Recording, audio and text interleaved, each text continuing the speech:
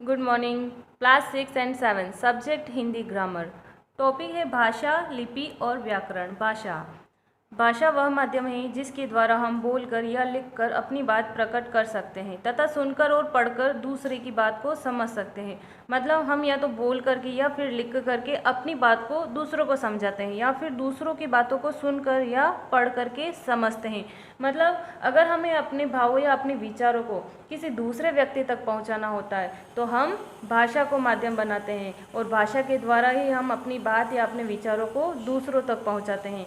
अब है भाषा की व्युत्पत्ति, मतलब भाषा की उत्पत्ति या फिर भाषा का जन्म कैसे हुआ। तो भाषा शब्द की उत्पत्ति संस्कृत के भाष धातु से हुई है, जिसका अर्थ होता है प्रकट करना, वाणी या कहना अर्थात बोलना। भाषा के प्रकार, भाषा के 3 प्रकार हैं, मौखिक भाषा, लिखित भाषा और सांकेतिक भाषा। इसमें से मौखिक भाषा और लिखित भाषा को मुख्य भाषा माना जाता है। मौखिक भाषा, जब हम मुख से बोलकर और कानों से सुनकर विचारों का आदान प्रदान करते हैं तो उसे मौखिक भाषा कहते हैं। लिखित भाषा, जब हम किसी व्यक्ति के सामने अपने विचारों को लिखकर प्रकट करते हैं तो उसे भाषा का लिखित रूप कहते हैं, यानी कि उसे लिखित भाषा कहते हैं। सांकेतिक भाषा, सांकेतिक भाषा का अर्थ होता है कि इशारों के द्वारा हम अपनी बात को किसी दूसरे तक पहुंचाते हैं, तो वह सांकेतिक भाषा होती है। जैसे क्रिकेट के अंपायर, तो क्रिकेट के अंपायर क्या करते हैं कि मैच के दौरान अपने निर्णयों को विभिन्न इशारों के द्वारा हम जनता तक पहुंचाते हैं, तो यह भाषा का सांकेतिक रूप हुआ। इसी तरह ट्रैफिक पुलिस वाले क्या करते हैं, सीटी बजाकर गाड़ियों को आना है या रुकना है, ये सारी बातें बताते हैं, तो ये भी भाषा का सांकेतिक रूप हुआ, ये भी सांकेतिक भाषा होती है। अब है हिंदी भाषा। तो हिंदी भाषा को 3 भागों में बांटा है, मातृभाषा, राष्ट्रभाषा और राजभाषा। अब है मातृभाषा। तो मातृभाषा किसे कहते हैं कि मातृभाषा मातृ प्लस भाष 2 शब्दों से मिलकर बना है, जिसका अर्थ होता है माता की भाषा।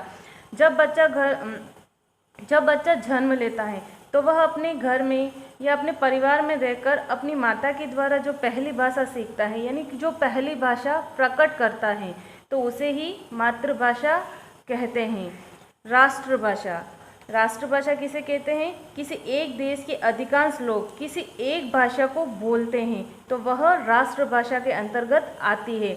और हमारे देश भारत की जो राष्ट्रभाषा है वह है हिंदी, और हमारे देश के लगभग 70% लोग हिंदी भाषा बोलते हैं, इसीलिए हिंदी को हमारी राष्ट्रभाषा माना गया है। राजभाषा, राजभाषा का मतलब होता है जो हमारे सरकारी दफ्तरों या कार्यालय में जिस भाषा का प्रयोग किया जाता है तो वह राजभाषा कहलाती है, और हिंदी ही हमारी राजभाषा है। और हिंदी भाषा को राजभाषा की मान्यता 14 सितंबर 1949 में अनुच्छेद 342 क के तहत इसको राजभाषा का दर्जा मिला, मतलब हिंदी भाषा को राजभाषा की मान्यता मिली। इसीलिए 14 सितंबर को पूरे भारत में हिंदी दिवस के रूप में मनाया जाता है। अब है हिंदी भाषा का विकास क्रम।